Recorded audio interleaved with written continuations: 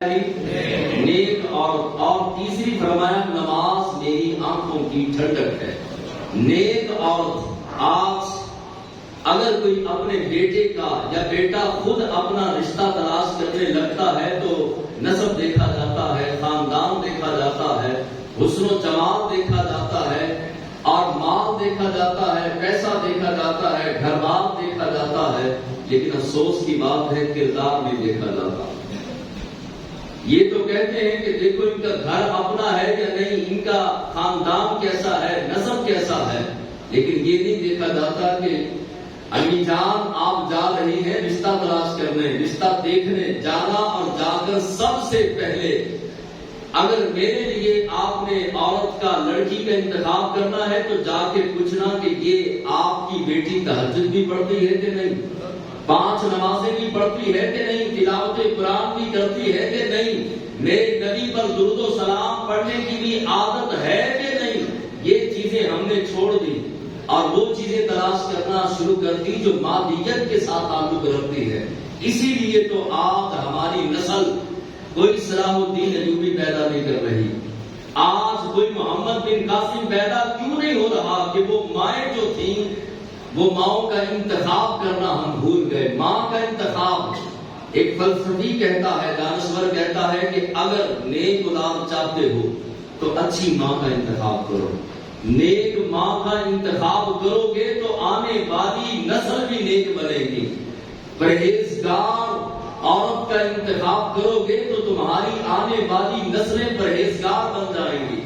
لیکن آج کون پوچھتا ہے؟ نہ لڑکے کو پوچھا جاتا ہے کاروبار کیا ہے، کتنا کماتا ہے، گھر اپنا ہے، زمین ہے، جائیداد ہے، دکانیں پلازے پلاٹ ہیں کہ نہیں، یہ چیزیں دیکھی جاتی ہیں۔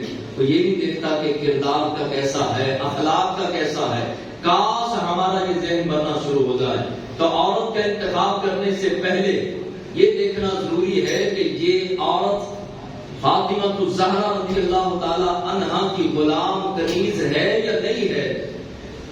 ایک بزرگ گزرے ہیں جن کا نام ہے نجم الدین ایوب، یہ گورنر ہے، وقت کے گورنر ہیں، لیکن شادی نہیں کی، بڑا حسن بھی ہے، جمال بھی ہے۔ سگے بھائی نے نجم الدین ایوب سے کہا کہ تو گورنر ہے، کمال کا رب نے تجھے حسن دیا ہے اور جی بھر کے جوان ہے، جوانی کا شاداب بھی ہے، حسن بھی ہے، گورنر بھی ہے، دولت بھی ہے، پیسہ بھی ہے، لیکن تو شادی کیوں نہیں کر رہا؟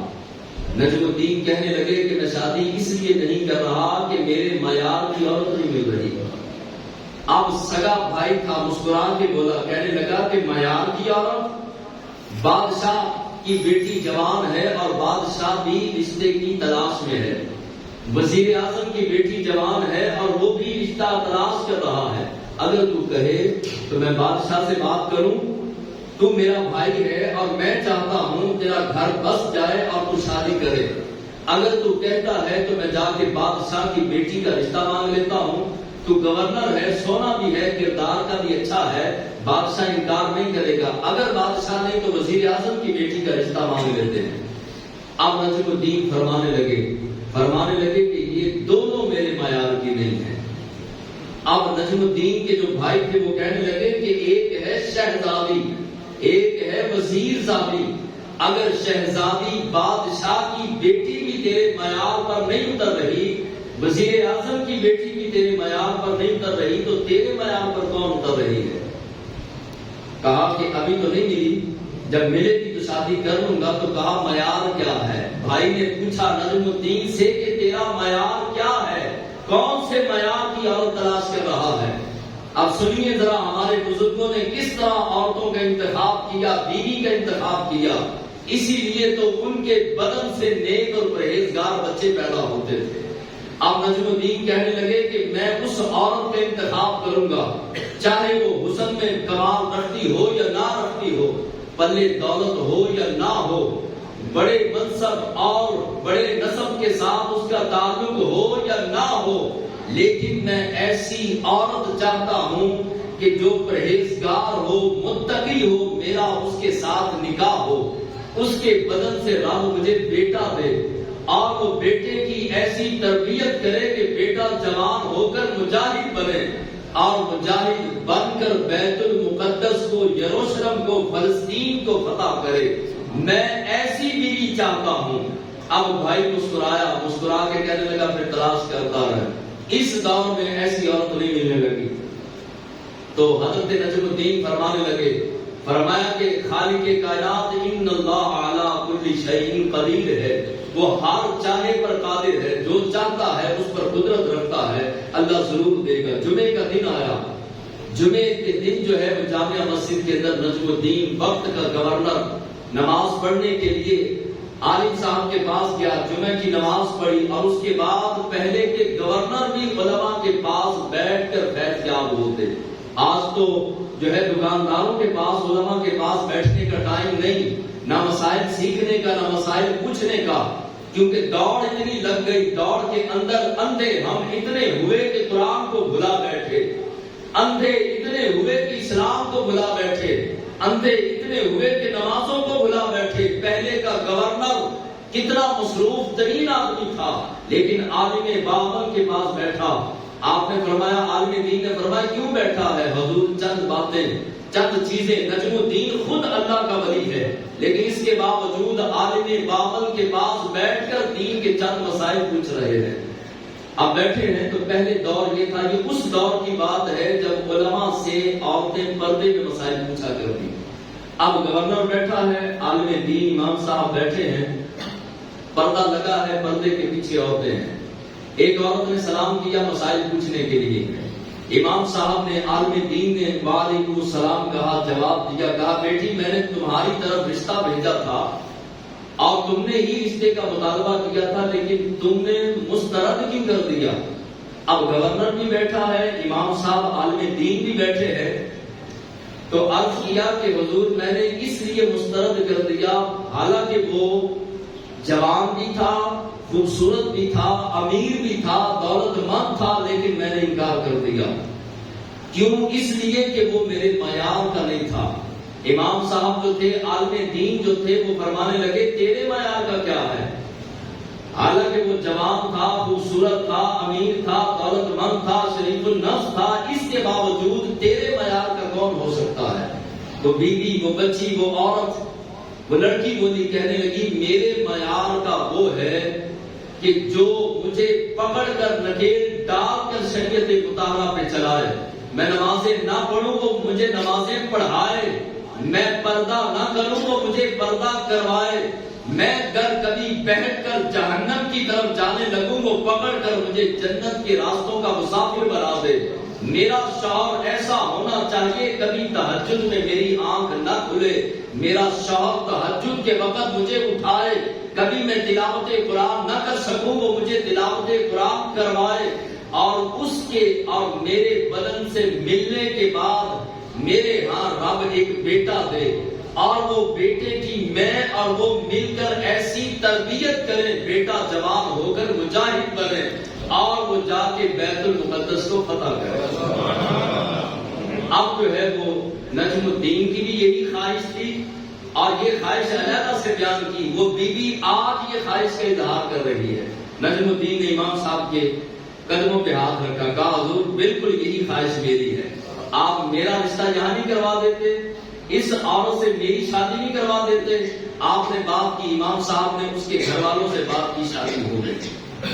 خالق کائنات نے دو دریاؤں کے ملنے کے بعد، ان دو نیکوکار پرہیزگار کے جسموں کے ملنے کے بعد ان کے بدن سے ایک بیٹا دیا، رب نے وہ بیٹا پیدا کیا، اور اسی بیٹے کا نام صلاح الدین ایوبی ہوا، جس نے جو ہے وہ ماں نے اور باپ نے تربیت کی، اور ایسی تربیت کی کہ جوان ہو کر اسی صلاح الدین ایوبی نے جو ہے وہ بیت المقدس کو فتح کیا۔ یہ ہے کہ اچھی عورت کا انتخاب، نیک عورت کا انتخاب کریں گے تو آنے والی نسلیں نیک اور پرہیزگار بن جائیں گی۔ اب جنہوں نے انتخاب کر لیا ہے وہ نیا انتخاب نہ کریں، پرانے انتخاب کو بہترین بنائیں۔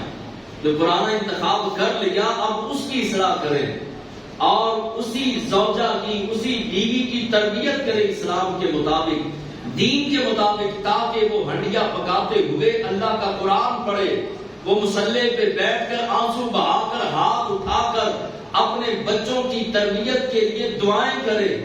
وہ جب آٹا گوندے تو بسم اللہ پڑھے اور مکین گنبد خضرا پر درود و سلام پڑھے. وہ آٹا گندا ہوا جب روٹی بنے گی، پیڑا بنے گا، روٹی بنے گی، وہ بچے کے پیٹ میں جائے گی، نور بنے گی، اور جوان ہو کر بیٹا بھی صلاح الدین ایوبی کا غلام بنے گا، محمد بن قاسم کا غلام بنے گا. ادھر جو ہے وہ کیبل چل رہی ہے، ڈرامے لگے ہیں، اور مائیں گانے گنگنا کر اگر بچوں کو کھانے بنا بنا کر، روٹیاں بنا بنا کر کھلائیں گی تو بچے پپو ڈپو شپو بنیں گے. بڑے ہو کر محمد بن قاسم کے، خالد بن ولید کے غلام نہیں بنیں گے، امام حسین کے غلام نہیں بنیں گے، یہ دنیا داری کے غلام بنیں گے. سب سے پہلے اپنے گھر کا ماحول بہتر بنانے کے لیے بیویوں کو بہتر بنانا ہے. اب بیوی کس طرح بہتر ہوگی؟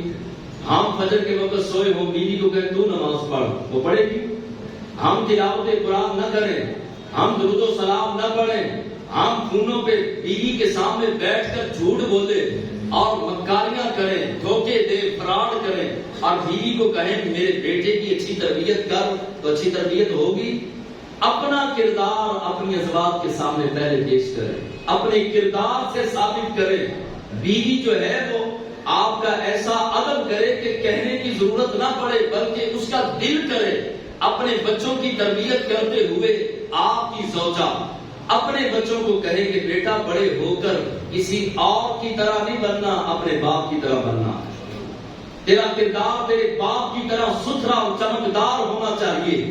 مائیں تو ڈراتی ہیں کہ بڑے ہو کے باپ کی طرح نہ بن جانا، تیرا باپ بھی بڑا بد مزاج، بد اخلاق، بد تمیز ہے، میرے بہنوں کو گالیاں نکالتا ہے، فلاں کام کرتا ہے. باپ پہ نہ چلے جانا.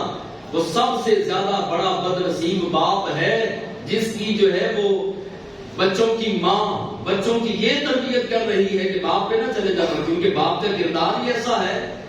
بیوی کے سامنے جب جھوٹ بولے گا، چگلیاں کرے گا، دیوتیں کرے گا، بہتان بازیاں کرے گا، بد اخلاقیاں کرے گا، اس کی ماں کو گالیاں دے گا، باپ کو گالیاں، بھائیوں کو گالیاں، بہنوں کو گالیاں، تو وہ آپ کے قدم چومیں گی.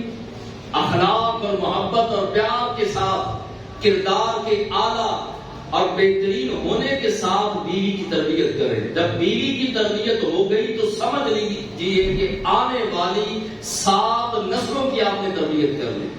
بیوی کی تربیت یہ بہت ضروری ہے، ماں کی تربیت بہت ضروری ہے. آپ دکان پر آ گئے، کاروبار پر آ گئے، گھر میں رہنا ہے عورت نے، اور بیٹا بیٹی زیادہ تر اٹیچ ہوتے ہیں ماں کے ساتھ. ماں سے اگر اچھا میسج اولاد کو ملے گا اور وہ دل کے اندر بیٹھے گا، اور آنے والے وقت میں وہی اولاد اس پر عمل کرے گی.